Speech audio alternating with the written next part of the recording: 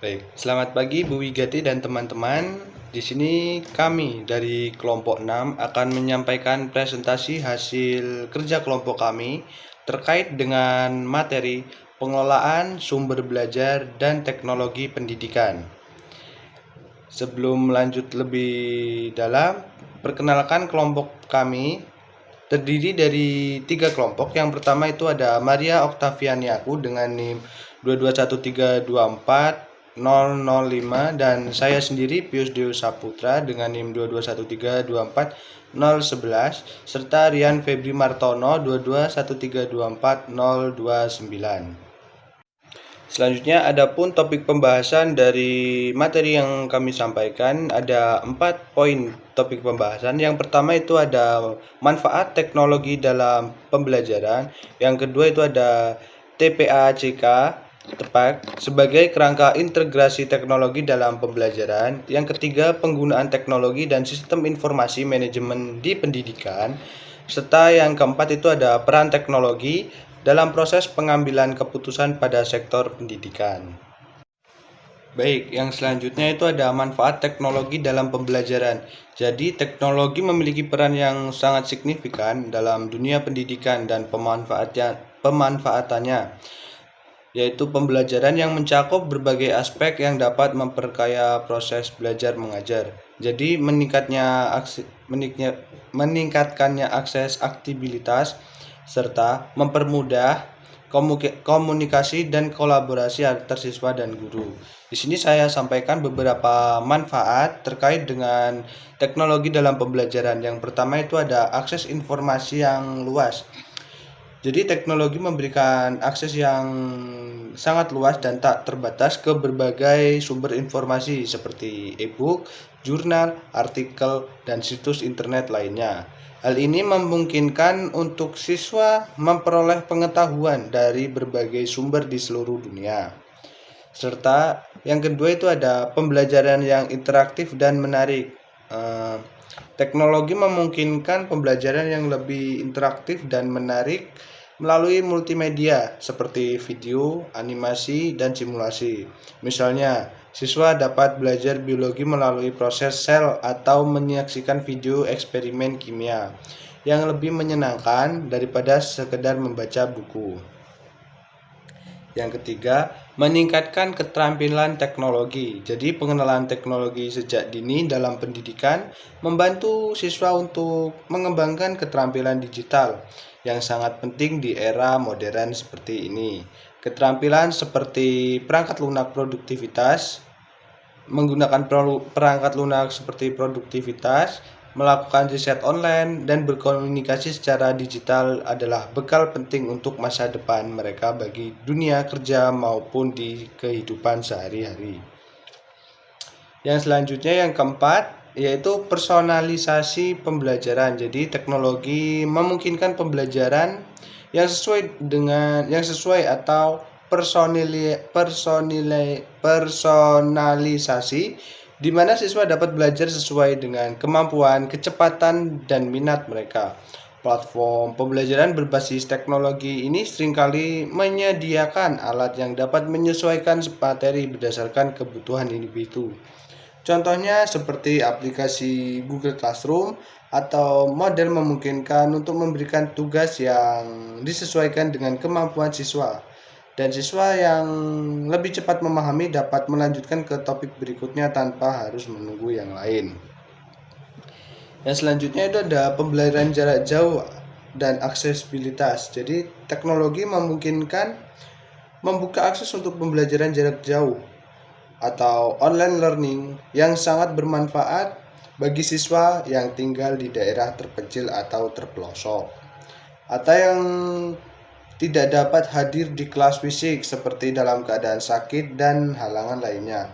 Dengan adanya teknologi ini, mereka tetap belajar dari mana saja selama ada akses internet. Yang selanjutnya itu ada pengembangan kolaborasi dan komunikasi. Jadi teknologi mempermudah komunikasi antar guru dan siswa serta antar sesama siswa melalui platform seperti email, forum diskusi, dan aplikasi chatting. Alat-alat ini mempermudah untuk bertanya, berdiskusi, dan berbagi informasi kapan saja tanpa perlu menunggu pertemuan tatap muka. Yang selanjutnya itu ada meningkatkan kreativitas dan inovasi. Teknologi sendiri memberikan ruang bagi siswa untuk mengeksplorasi dan mengembangkan kreativitas mereka ke berbagai daerah. Berbagai aplikasi dan perangkat lunak seperti alat desain grafis atau platform coding membantu siswa untuk menciptakan sesuatu yang sesuai dengan minat mereka. Yang terakhir atau yang manfaat yang terakhir itu membantu guru dalam perencanaan dan penyampaian materi. Jadi teknologi memudahkan guru dalam merancang dan menyusun materi pembelajaran yang lebih terstruktur dan efektif. Alat bantu seperti PowerPoint, video, Canva, dan aplikasi internet mempermudah untuk menyampaikan materi dengan lebih baik dan menarik. Selain itu, guru dapat memanfaatkan platform digital untuk mengelola kelas mereka, mengatur jadwal, dan memonitori kemajuan siswa secara real time, yang membantu guru dalam mengelola waktu secara efisien. Jadi, dari beberapa manfaat ini dapat kami simpulkan bahwa teknologi sendiri dalam pembelajaran memberikan manfaat yang sangat besar baik bagi siswa maupun guru, dari akses informasi yang lebih luas, pembelajaran yang interaktif dan menarik, hingga meningkatnya keterampilan teknologi semua aspek. Semua aspek ini mendukung terciptanya lingkungan belajar yang efektif dan sesuai dengan kebutuhan masa depan. Poin selanjutnya adalah TIPEK sebagai kerangka integrasi teknologi dalam pembelajaran. TIPEK atau dalam singkatan Technological Pedagogic Content Knowledge adalah kerangka kerja yang mengintegrasikan 3 komponen utama dalam pendidikan teknologi, pedagogik, dan konten. Konsep ini dirancang untuk membantu pendidik dalam merancang dan melaksanakan pembelajaran yang efektif di era digital. Komponen yang ada dalam TIPEK antara lain 1. Content Knowledge atau CK, itu merupakan pengetahuan tentang materi yang diajarkan. Yang kedua, ada Pedagogical Knowledge atau PK, merupakan pengetahuan tentang metode dan strategi pengajaran. Yang ketiga, ada Technologic Knowledge atau TK, merupakan pengetahuan tentang teknologi yang dapat digunakan dalam pembelajaran. Yang keempat, ada Technological Pedagogical Knowledge atau TPK, merupakan pengetahuan tentang bagaimana teknologi dapat digunakan untuk mendukung pedagogi. Yang kelima, ada Technological Content Knowledge atau TCK, yang merupakan pengetahuan tentang bagaimana teknologi dapat digunakan untuk menyampaikan konten. Yang keenam, ada Pedagogical Content Knowledge atau PCK, merupakan pengetahuan tentang cara mengajarkan konten tertentu dengan metode yang sesuai. Dan yang terakhir ada Technological Pedagogical Content Knowledge atau TPEK, yang merupakan integrasi ketiga pengetahuan tersebut untuk menciptakan pengalaman belajar yang bermakna. Kemudian, manfaat dari TPEK dalam pembelajaran. Yang pertama, sebagai interaktivitas, di mana mendorong interaksi aktif antara siswa dan materi ajar sehingga meningkatkan keterlibatan siswa. Yang kedua, fleksibilitas, yang dimana memungkinkan guru untuk menyesuaikan metode pengajaran dengan kebutuhan dan karakteristik siswa serta konteks pembelajaran. Yang ketiga, untuk peningkatan hasil belajar, di mana penelitian menunjukkan bahwa penggunaan pendekatan TPEK dapat meningkatkan hasil belajar siswa secara signifikan. Kemudian, kita masuk ke poin implementasi TPEK di era digital. Nah, dengan kemajuan teknologi informasi dan komunikasi atau TIK, guru dituntut untuk menguasai teknologi dan mengintegrasikannya ke dalam proses pembelajaran. Nah, misalnya penggunaan platform seperti Google Classroom memungkinkan penerapan blended learning, di mana pembelajaran tatap muka dipadukan dengan pembelajaran daring. Dalam konteks ini, TPEK tidak hanya berfungsi sebagai alat untuk meningkatkan kualitas pengajaran, tetapi juga sebagai cara untuk mempersiapkan siswa menghadapi tantangan abad 21, termasuk kemampuan berpikir kritis dan kreatif. Baik, setelah tadi teman saya menjelaskan tentang implementasi TPACK di era digital, di sini saya akan menjelaskan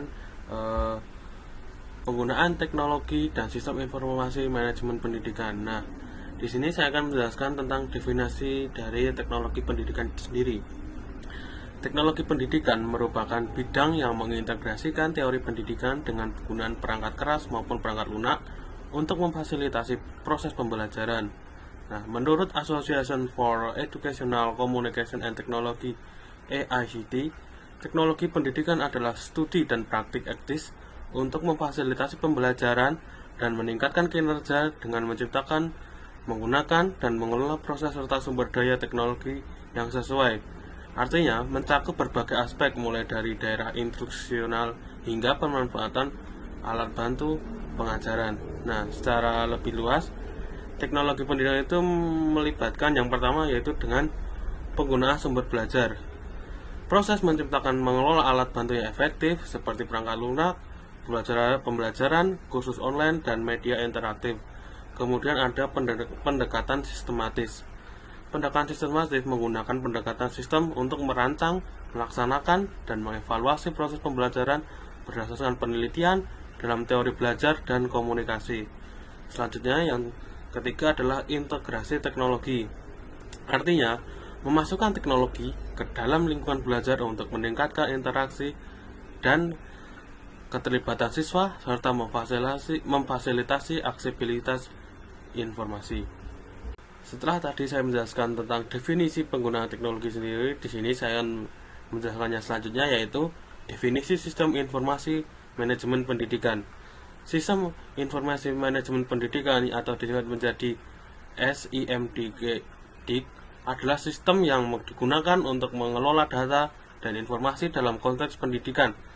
SIMDIC berfungsi untuk mengumpulkan, menyimpan, dan memproses, mendistribusikan segala informasi serta administrasi pendidikan, termasuk data siswa, data guru, kurikulum, hingga hasil dari pembelajaran itu sendiri. Nah, ada beberapa elemen kunci dari SIMDIC itu sendiri. Yang pertama, pengelolaan data.